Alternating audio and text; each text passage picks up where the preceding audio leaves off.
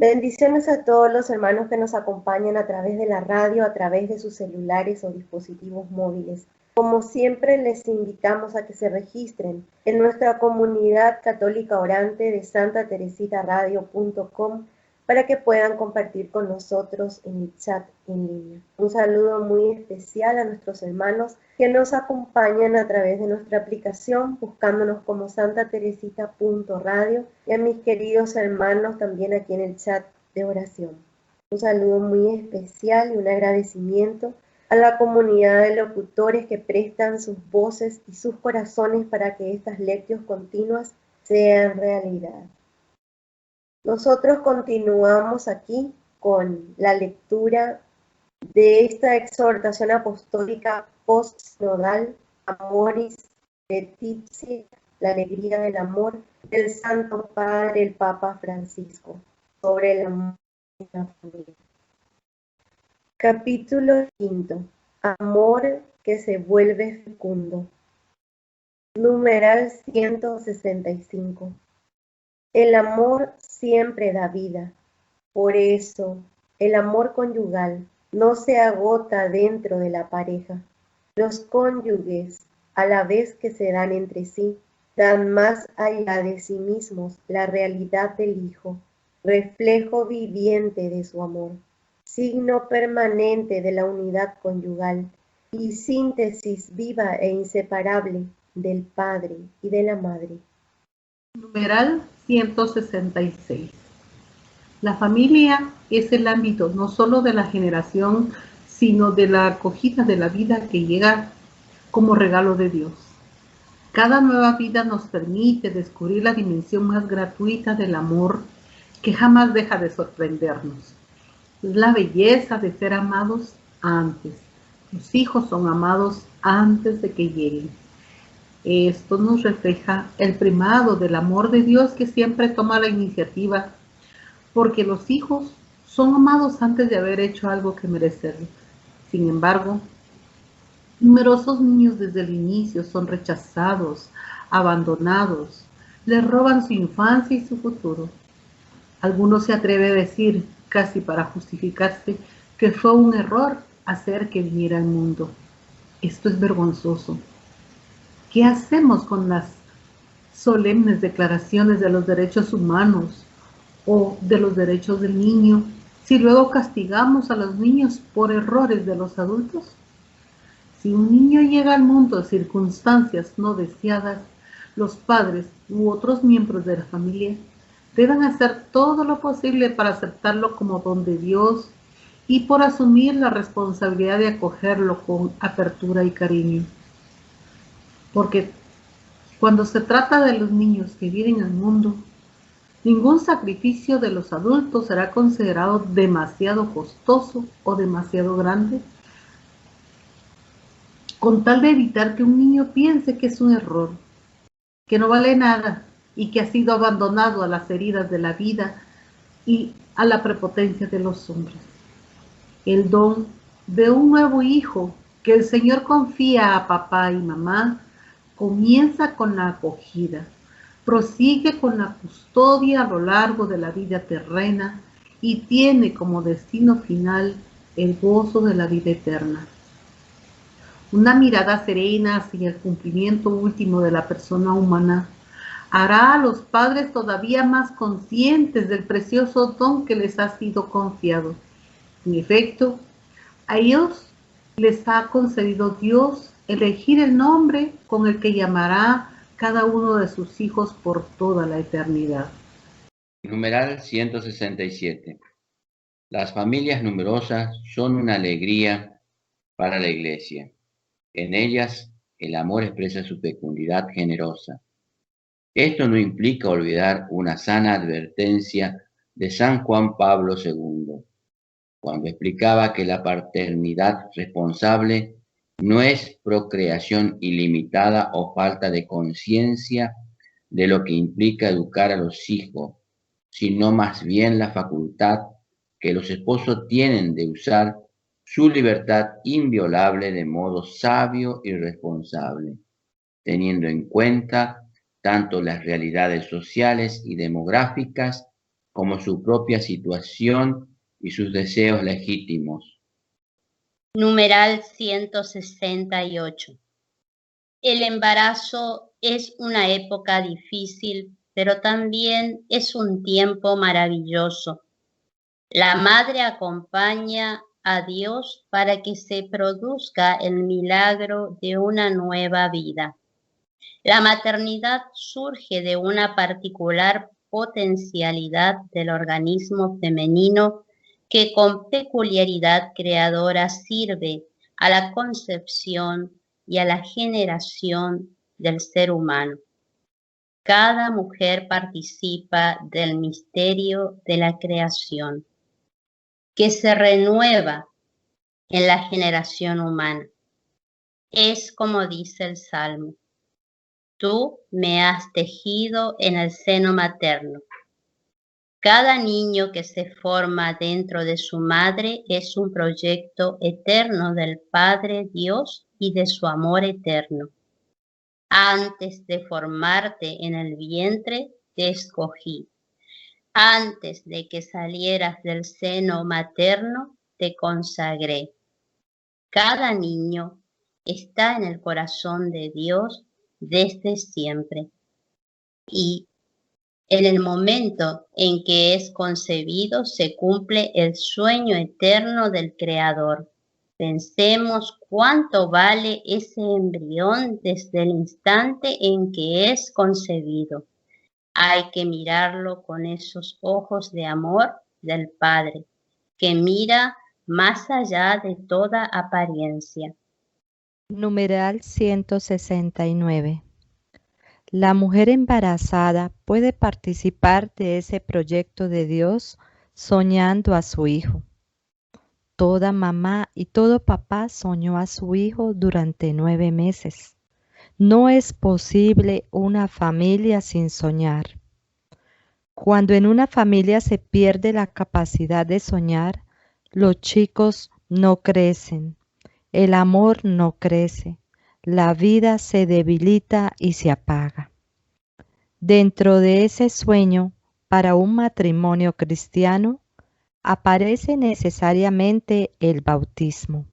Los padres lo preparan con su oración, entregando su hijo a Jesús ya antes de su nacimiento. Numeral 170. Con los avances de las ciencias, hoy se puede saber de antemano qué color de cabellos tendrá el niño y qué enfermedades podrá sufrir en el futuro, porque todas las características somáticas de esa persona están inscritas en su código genético, ya en el estado embrionario, pero solo el Padre que lo creó lo conoce en plenitud. Solo Él conoce lo más valioso, lo más importante, porque Él sabe quién es ese niño, cuál es su identidad más honda. La madre que lo lleva en su seno necesita pedir luz a Dios para poder conocer en profundidad a su propio hijo y para esperarlo tal cual es. Algunos padres sienten que su niño no llega en el mejor momento. Les hace falta pedirle al Señor que los sane y los fortalezca para aceptar plenamente a ese niño, para que puedan esperarlo de corazón. Es importante que ese niño se sienta esperado. Él no es un complemento o una solución para una inquietud personal. Es un ser humano con un valor inmenso y no puede ser usado para el propio beneficio. Entonces, no es importante si esa nueva vida te servirá o no, si tiene características que te agradan o no, si responde o no a tus proyectos y a tus sueños, porque los hijos son un don. Cada uno es único e irrepetible. Se ama a un hijo porque es hijo, no porque es hermoso o porque es de una o de otra manera, no, porque es hijo, no porque piensa como yo o encarna mis deseos. Un niño es un hijo. El amor de los padres es instrumento del amor del Padre Dios, que espera con ternura el nacimiento de todo niño. Lo acepta sin condiciones y lo acoge gratuitamente. Numeral 171. A cada mujer embarazada quiero pedirle con afecto: cuida tu alegría, que nada te quite el gozo interior de la maternidad. Ese niño merece tu alegría. No permita que los miedos, las preocupaciones, los comentarios ajenos o los problemas apaguen esa felicidad de ser instrumento de Dios para traer una nueva vida al mundo. Ocúpate de lo que haya que hacer o preparar, pero sin obsesionarte, y alaba como María. Proclama: mi alma la grandeza del Señor, se alegra mi espíritu en Dios mi Salvador, porque ha mirado la humillación de su sierva. Vive ese sereno entusiasmo en medio de tus molestias y ruega al Señor que cuide tu alegría para que puedas transmitirla a tu niño. Numeral 172. Los niños apenas nacidos comienzan a recibir como don, junto a la comida y los cuidados, la confirmación de las cualidades espirituales del amor.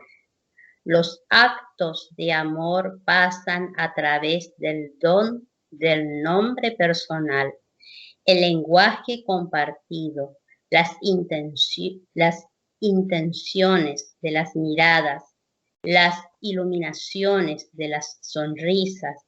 Aprenden así que la belleza del vínculo entre los seres humanos apunta a nuestra alma, busca nuestra libertad, acepta la diversidad del otro, lo reconoce y lo respeta como interlocutor.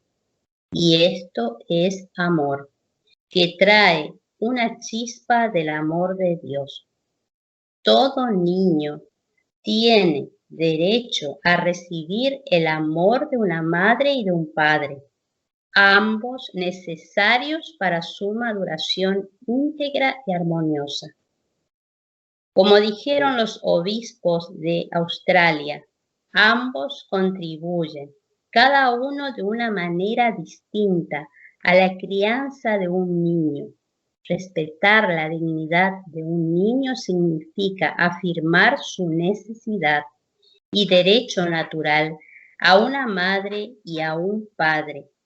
No se trata solo del amor del padre y de la madre por separado, sino también del amor entre ellos, percibido como fuente de la propia existencia, como nido que acoge y como fundamento de la familia.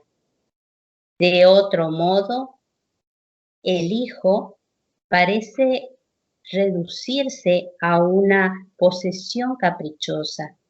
Ambos, varón y mujer, padre y madre, son cooperadores del amor de Dios creador y en cierta manera sus intérpretes.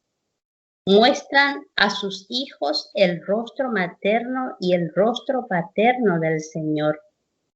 Además, ellos juntos enseñan el valor de la reciprocidad, del encuentro entre diferentes, donde cada uno aporta su propia identidad y sabe también recibir del otro. Si por alguna razón inevitable falta uno de los dos, es importante buscar algún modo de compensarlo para favorecer la adecuada maduración del hijo. Numeral 173. El sentimiento de orfandad que viven hoy muchos niños y jóvenes es más profundo de lo que pensamos. Hoy reconocemos como muy legítimo e incluso deseable que las mujeres quieran estudiar, trabajar, desarrollar sus capacidades y tener objetivos personales. Pero al mismo tiempo, no podemos ignorar la necesidad que tienen los niños de la presencia materna, especialmente en los primeros meses de vida.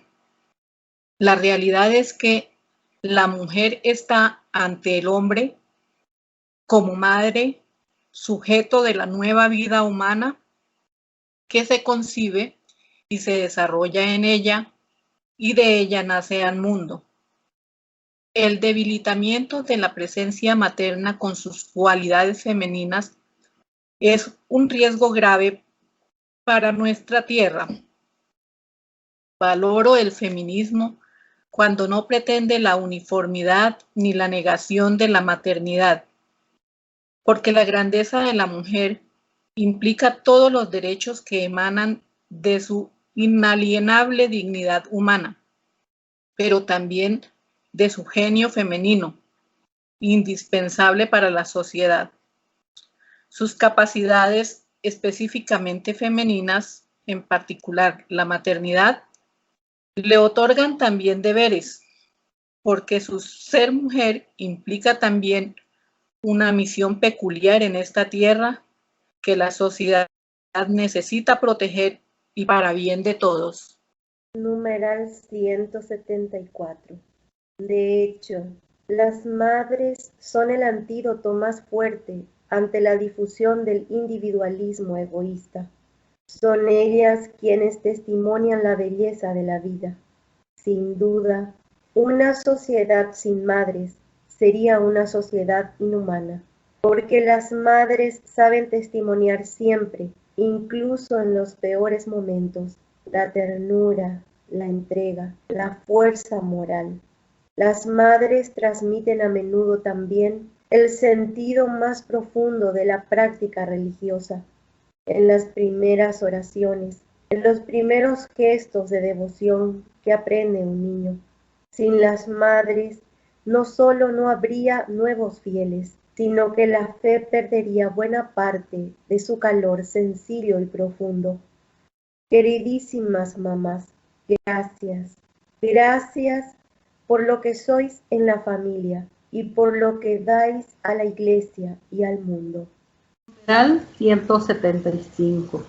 La madre que ampara al niño con su ternura y su compasión le ayuda a despertar la confianza, a experimentar que el mundo es un lugar bueno que lo recibe, y esto permite desarrollar una autoestima que favorece la capacidad de intimidad y la empatía.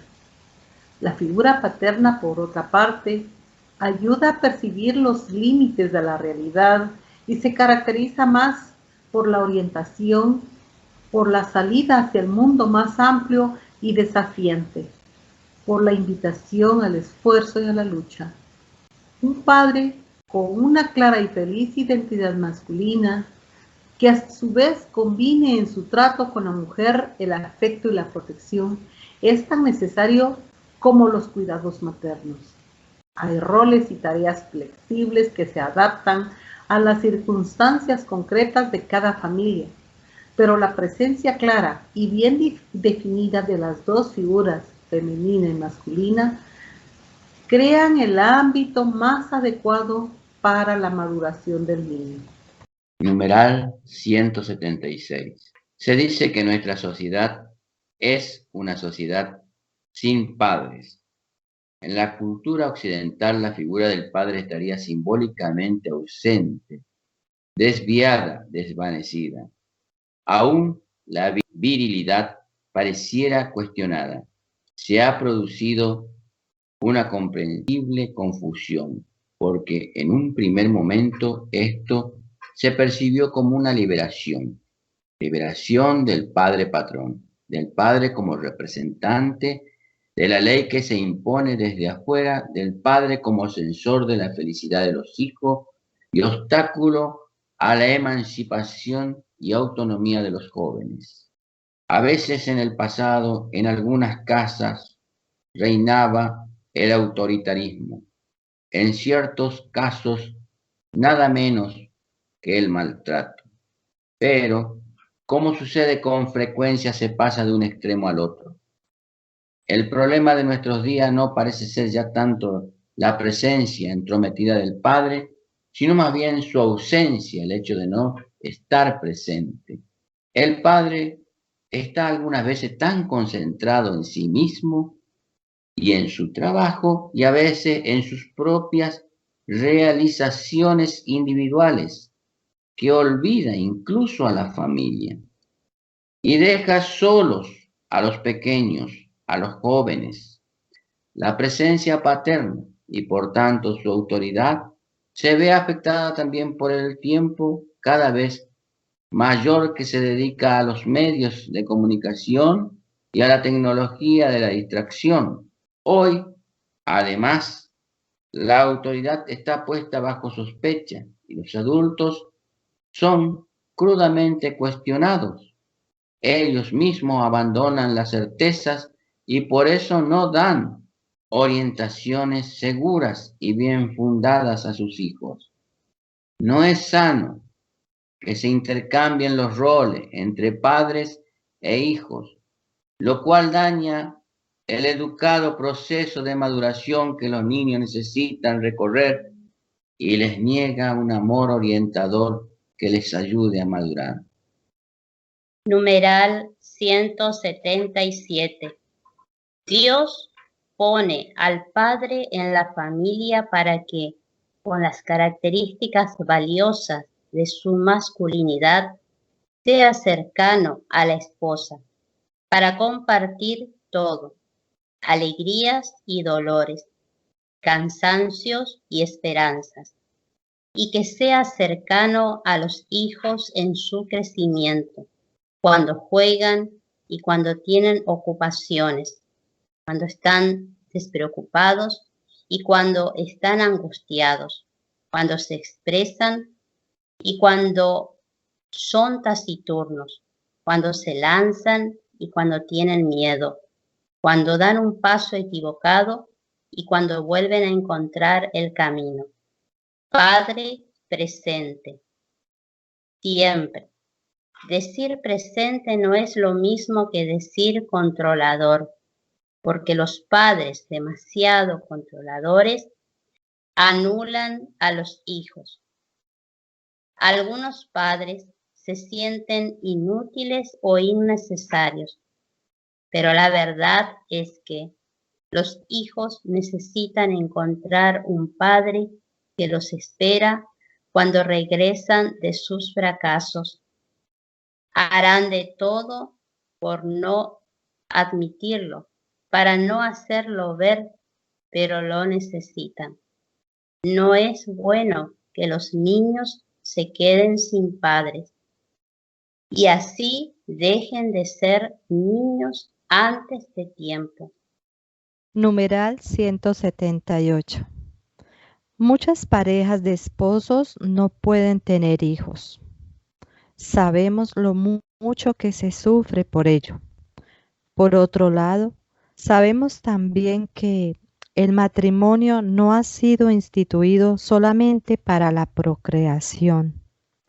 Por ello, aunque la prole tan deseada muchas veces falte, el matrimonio como amistad y comunión de la vida toda sigue existiendo y conserva su valor e indisolubilidad.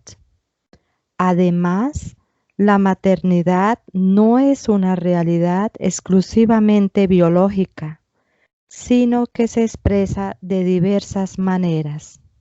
Numeral 179. La adopción es un camino para realizar la maternidad y la paternidad de una manera muy generosa. Y quiero alentar a quienes no pueden tener hijos a que sean magnánimos y abran su amor matrimonial para recibir a quienes están privados de un adecuado contexto familiar. Nunca se arrepentirán de haber sido generosos. Adoptar es el acto de amor de regalar una familia a quien no la tiene. Es importante insistir en que la legislación pueda facilitar los trámites de adopción, sobre todo en los casos de hijos no deseados, en orden a prevenir el aborto o el abandono. Los que asumen el desafío de adoptar y acogen a una persona de manera incondicional y gratuita se convierten en mediaciones de ese amor de Dios que dice: aunque tu madre te olvidase, yo jamás te olvidaría. Numeral 180. La opción de la adopción y de la acogida expresa una fecundidad particular de la experiencia conyugal, no solo en los casos de esposos con problemas de fertilidad. Frente a situaciones en las que el hijo es querido a cualquier precio, como un derecho a la propia autoafirmación, la adopción y la acogida, entendidas correctamente, muestran un aspecto importante, el del ser padres y el del ser hijos, en cuanto ayudan a reconocer que los hijos, tanto naturales como adoptados o acogidos, son otros sujetos en sí mismos que hacen falta recibirlos, amarlos, hacerse cargo de ellos y no solo traerlos al mundo.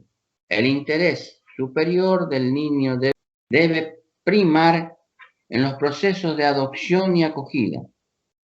Por otra parte, se debe frenar el tráfico de niños entre países y continentes mediante oportunas medidas legislativas y el control estatal. Numeral 181. Conviene también recordar que la procreación o la adopción no son las únicas maneras de vivir la fecundidad del amor. Aún la familia con muchos hijos está llamada a dejar su huella en la sociedad donde está inserta, para desarrollar otras formas de fecundidad que son como la prolongación del amor que lo sustenta. No olviden, las familias cristianas, que la fe no nos aleja del mundo, sino que nos introduce más profundamente en él. Cada uno de nosotros tiene un papel especial que desempeñar en la preparación de la venida del reino de Dios.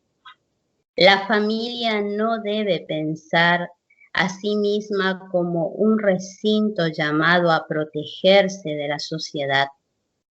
No se queda a la espera, sino que sale de sí en la búsqueda solidaria. Así se convierte en un nexo de integración de la persona con la sociedad y en un punto de unión entre lo público y lo privado. Los matrimonios necesitan adquirir una clara y convencida conciencia sobre sus deberes sociales. Cuando esto sucede, el afecto que los une no disminuye, sino que se llena de nueva luz, como lo expresan los siguientes versos. Tus manos son mi caricia, mis acordes cotidianos. Te quiero porque tus manos trabajan por la justicia. Si te quiero es porque sos mi amor, mi cómplice y todo. Y en la calle, codo a codo, somos mucho más que dos. Numeral 182. Ninguna familia puede ser fecunda si se concibe como demasiado diferente o separada. Para evitar este riesgo, recordemos que la familia de Jesús, llena de gracia y de sabiduría, no era vista como una familia rara, como un hogar extraño y alejado del pueblo. Por eso mismo a la gente le costaba reconocer la sabiduría de Jesús y decían, ¿de dónde saca todo eso? ¿No es este el carpintero el hijo de María? ¿No es este el hijo del carpintero? Esto confirma que era una familia sencilla, cercana a todos, integrada con normalidad en el pueblo. Jesús tampoco creció en una relación cerrada y absorbente con María y con José, sino que se movía gustosamente en la familia ampliada que incluía a los parientes y amigos. Eso implica que cuando volvían a Jerusalén, sus padres aceptaban que el niño de 12 años se perdiera en la caravana un día entero, escuchando las narraciones y compartiendo las preocupaciones de todos. Creyendo que estaba en la caravana, anduvieron el camino de un día.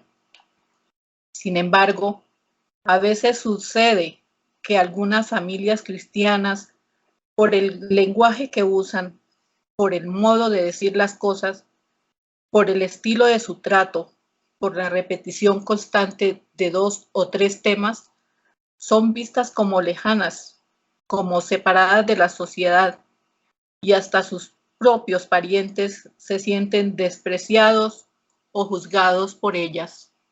Numeral 183. Un matrimonio que experimente la fuerza del amor sabe que ese amor está llamado a sanar las heridas de los abandonados, a instaurar la cultura del encuentro, a luchar por la justicia. Dios ha confiado a la familia el proyecto de hacer doméstico el mundo, para que todos lleguen a sentir a cada ser humano como un hermano. Una mirada atenta a la vida cotidiana de los hombres y mujeres de hoy muestra inmediatamente la necesidad que hay por todos lados de una robusta inyección de espíritu familiar. No solo la organización de la vida común se topa cada vez más con una burocracia del todo extraña a las uniones humanas fundamentales, sino incluso las costumbres sociales y políticas muestran a menudo signos de degradación. En cambio, las familias abiertas y solidarias hacen espacio a los pobres, son capaces de tejer una amistad con quienes lo están pasando peor que ellas. Si realmente les importa el Evangelio, no pueden olvidar lo que dice Jesús, que cada vez que lo hicisteis con uno de estos mis hermanos más pequeños, conmigo lo hicisteis. En definitiva, viven lo que se nos pide con tanta elocuencia en este texto. Cuando des una comida o una cena, no llames a tus amigos, ni a tus hermanos, ni a tus parientes, ni a tus vecinos ricos, porque si luego ellos te invitan a ti, esta será tu recompensa. Cuando des un banquete, llama a los pobres, a los lisiados, a los cojos, a los ciegos, y serás dichoso. Serás dichoso. He aquí el secreto de una familia feliz. Numeral 184. Con el testimonio y también con la palabra, las familias hablan de Jesús a los demás, transmiten la fe, despiertan el deseo de Dios y muestran la belleza del Evangelio y del estilo de vida que nos propone. Así, los matrimonios cristianos pintan el gris del espacio público, llenándolo del color de la fraternidad, de la sensibilidad social, de la defensa de los frágiles, de la fe luminosa, de la esperanza activa. Su fecundidad se amplía y se traduce en miles de maneras de hacer presente el amor de Dios en la sociedad. Numeral 185. En esta línea es conveniente tomar muy en serio un texto bíblico que suele ser interpretado fuera de su contexto o de una manera muy general, con lo cual se puede descuidar su sentido más inmediato y directo, que es marcadamente social. Se trata de 1 Corintios, capítulo 11, versículo 17 al 34, donde San Pablo enfrenta una situación vergonzosa de la comunidad. Allí, algunas personas acomodadas tendían a discriminar a los pobres, y esto se producía incluso en el ágape, que acompañaba a la celebración de la Eucaristía. Mientras los ricos gustaban sus manjares, los pobres se quedaban mirando y sin tener que comer. Así, uno pasa hambre, el otro está borracho. ¿No tenéis casa donde comer y beber? ¿O tenéis en tan poco a la iglesia de Dios que humilláis a los pobres? Numeral 186. La Eucaristía reclama la integración en un único cuerpo eclesial.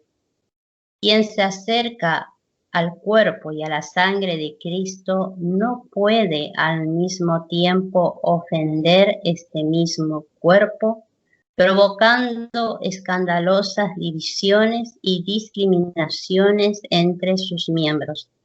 Se trata, pues, de discernir el cuerpo del Señor, de reconocerlo con fe y caridad, tanto en los signos sacramentales como en la comunidad. De otro modo, se come y se bebe la propia condenación. Este texto bíblico es una seria advertencia para las familias que se encierran en su propia comodidad y se aíslan, pero más para las familias que permanecen indiferentes ante el sufrimiento de las familias pobres y más necesitadas. La celebración eucarística se convierte así en un constante llamado para que cada cual se examine, en orden a abrir las puertas de la propia familia a una mayor comunión con los descartables de la sociedad. Y entonces sí, recibir el sacramento del amor eucarístico que nos hace un solo cuerpo. No hay que olvidar que la mística del sacramento tiene un carácter social. Cuando quienes comulgan se resisten a dejarse impulsar en un compromiso con los pobres y sufrientes o consienten distintas formas de división, de desprecio y de inequidad, la Eucaristía es recibida indignamente. En cambio, las familias que se alimentan de la Eucaristía con adecuada disposición refuerzan su deseo de fraternidad, su sentido social y su compromiso con los necesitados. Numeral 187. El pequeño núcleo familiar no debería aislarse de la familia ampliada, donde están los padres, los tíos, los primos e incluso los vecinos. En esa familia grande puede haber algunos necesitados de ayuda, o al menos de compañía y de gestos de afecto, o puede haber grandes sufrimientos que necesitan un consuelo. El individualismo de estos tiempos a veces lleva a encerrarse en un pequeño nido de seguridad y a sentir a los otros como un peligro molesto. Sin embargo, ese aislamiento no brinda más paz y felicidad, sino que cierra el corazón de la familia y la priva de la amplitud de la existencia. Numeral 188. En primer lugar, hablemos de los propios padres. Jesús recordaba a los fariseos que el abandono de los padres está en contra de la ley de Dios. A nadie le hace bien perder la conciencia de ser hijo. En cada persona, incluso cuando se llega a la edad de adulto o anciano, también se convierte en padre. Si ocupa un sitio de responsabilidad por debajo de todo esto, permanece la identidad de hijo. Todos somos hijos. y esto nos conduce siempre al hecho de que la vida no nos la hemos dado nosotros mismos, sino que la hemos recibido. El gran don de la vida es el primer regalo que nos ha sido dado. Numeral 189. Por eso, el cuarto mandamiento pide a los hijos que honren al padre y a la madre. Este mandamiento viene inmediatamente después de los que se refieren a Dios mismo. En efecto, encierra algo sagrado, algo divino, algo que está en la raíz de cualquier otro tipo de respeto entre los hombres. Y en la formulación bíblica del cuarto mandamiento se añade: para que se prolonguen tus días en la tierra que el Señor, tu Dios, te va a dar. El vínculo virtuoso entre las generaciones es garantía de fruto, de futuro, y es garantía de una historia verdaderamente humana.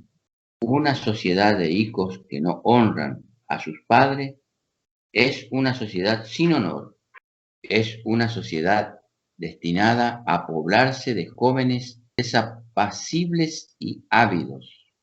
Numeral 190. Pero la moneda tiene otra cara. Abandonará el hombre a su padre y a su madre, dice la palabra de Dios. Esto a veces no se cumple y el matrimonio no termina de asumirse porque no se ha hecho esa renuncia y esa entrega. Los padres no deben ser abandonados ni descuidados, pero para unirse en matrimonio hay que dejarlos, de manera que el nuevo hogar sea la morada, la protección, la plataforma y sea posible convertirse de verdad en una sola carne. En algunos matrimonios ocurre que se ocultan muchas cosas al propio cónyuge, en cambio se habla con los propios padres, hasta el punto que importa más las opiniones de los padres que los sentimientos y opiniones del cónyuge. No es fácil sostener esta situación por mucho tiempo y solo cabe de manera provisoria mientras se crean las condiciones para crecer en la confianza y en la comunicación. El matrimonio desafía a encontrar una nueva manera de ser hijos. Numeral 191. No me rechaces ahora en la vejez. Me van faltando las fuerzas. No me abandones. Es el clamor del anciano que teme el olvido y el desprecio. Así como Dios nos invita a ser sus instrumentos para escuchar la súplica de los pobres, también espera que escuchemos el grito de los ancianos. Esto interpela a las familias y a las comunidades, porque la Iglesia no puede y no quiere conformarse a una mentalidad de intolerancia y mucho menos de indiferencia y desprecio respecto a la vejez. Debemos despertar el sentido colectivo de gratitud, de aprecio, de hospitalidad, que hagan sentir al anciano parte viva de su comunidad. Los ancianos son hombres y mujeres, padres y madres, que estuvieron antes que nosotros en el mismo camino, en nuestra misma casa, en nuestra diaria batalla por una vida digna. Por eso, cuánto quisiera una iglesia que desafía la cultura del descarte con la alegría desbordante de un nuevo abrazo entre los jóvenes y los ancianos. Numeral 192. San Juan Pablo II nos invitó a prestar atención al lugar del anciano en la familia, porque hay culturas que, como consecuencia de un desordenado desarrollo industrial y urbanístico, han llevado y siguen llevando a los ancianos a formas inaceptables de marginación. Los ancianos ayudan a percibir la continuidad de las generaciones con el carisma de servir de puente.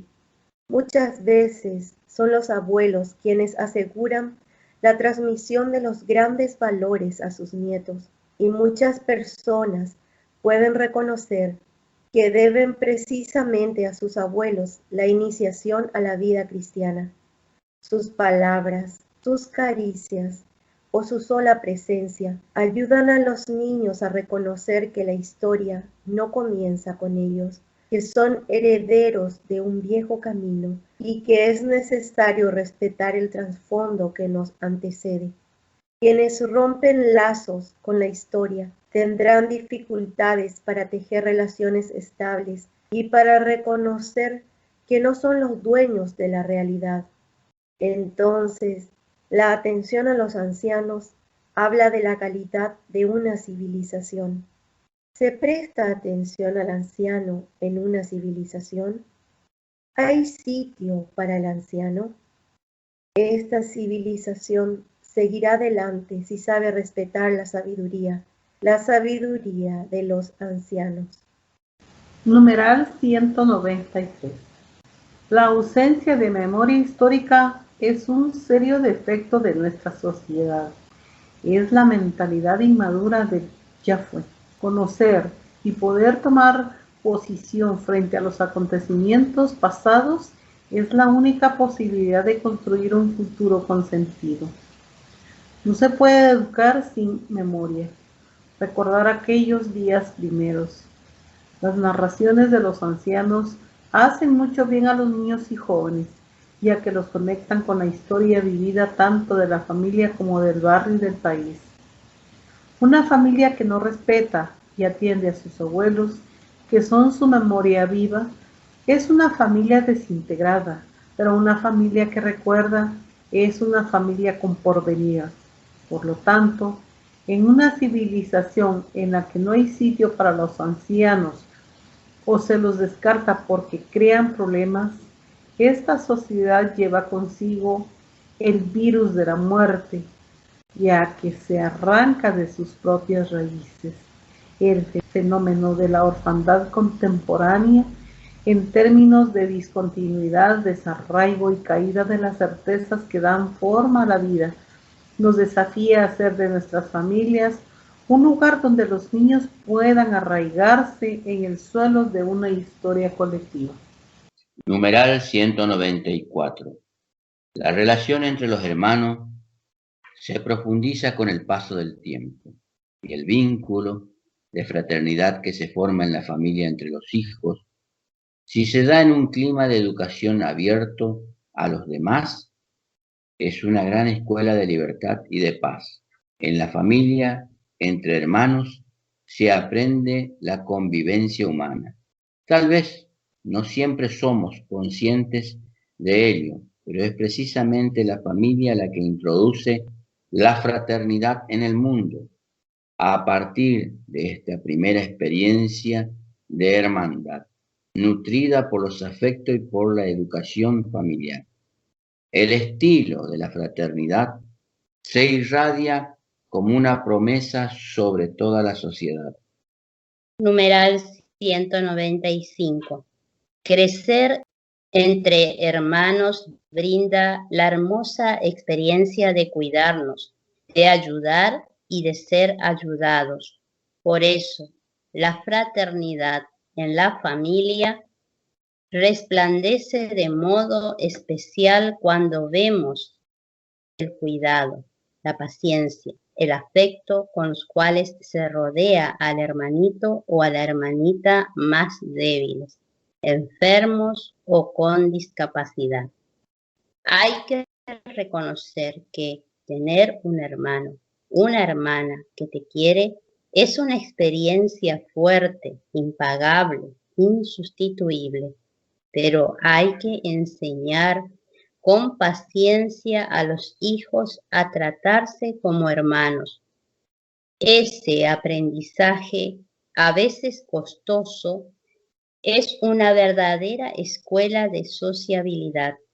En algunos países existe una fuerte tendencia a tener un solo hijo, con lo cual la experiencia de ser hermano comienza a ser un poco común. En los casos en que no se haya podido tener más de un hijo, habrá que encontrar las maneras de que el niño no crezca solo o aislado. Numeral 196.